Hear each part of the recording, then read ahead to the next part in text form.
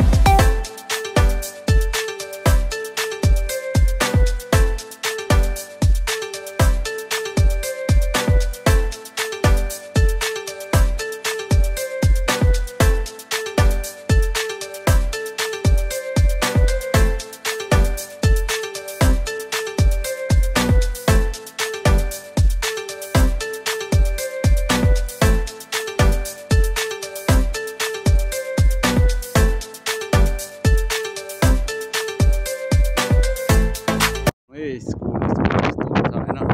टक्क बसहरू छ, यो चाहिँ स्कुलको गाडी नै गाडी छ स्कुलमा होइन।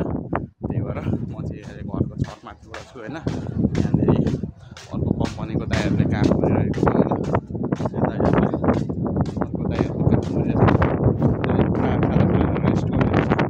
यता पनि काम गरिरहेको छ। दाइहरू टक्कसँगले खाजा खाएर पुरा बसिराख्नु भएको छ रेस्ट गरेर।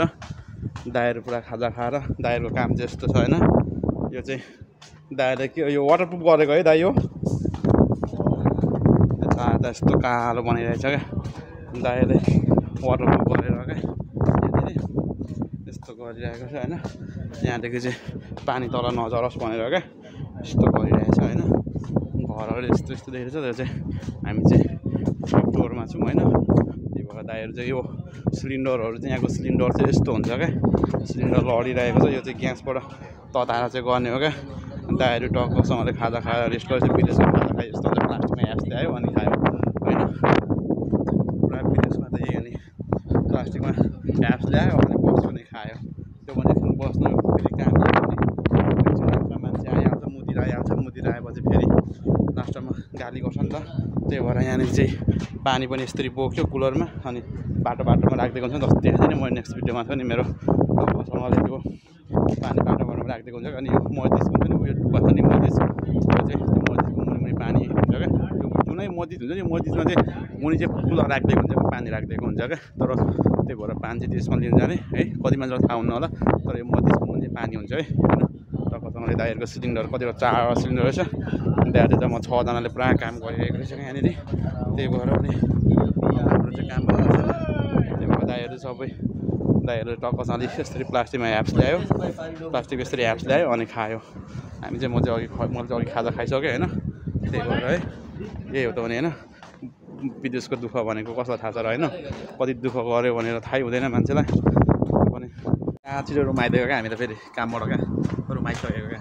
आज पनि कामै भएन लास्टमा, कामै भएन भने पनि कति कामै भएन भन्नाले पनि लास्टमा हाम्रो चाहिँ आज पनि छिटै रुम आयौँ। त्यही भएर ल हेर न बिरालोको बच्चाहरू यो चाहिँ मैले अस्ति बाहिर फालिरहेको थियो क्या एकजनाले खोइ कसले कुन चाहिँ ल्याएर उसको बच्चा फालिरहेको थियो अनि मैले लिएर राखेको लास्टमा चाहिँ अहिले यसले दुध दिँदैछ क्या यसले दुध दिँदैछ यसको पनि 3टा बच्चा छ होइन लास्टमा अनि यो यसको 3टा बच्चा छ बाहिर 3टा कुन चाहिँले बिहानै उठेको बाहिर कराइरहेको थियो अनि कराइरहेको थियो र मैले टक्कसँगले चाहिँ अनि गरिरहेको क्या अनि मैले ल्याएर बिरालो छोडिदिएको त्यहाँदेखि लास्टमा अनि छोडिदिएको अनि मैले चाहिँ गरिरहेर त्यो बिचरा त्यसले चाहिँ दुध दिँदैछ क्या अहिले बिरालोले अनि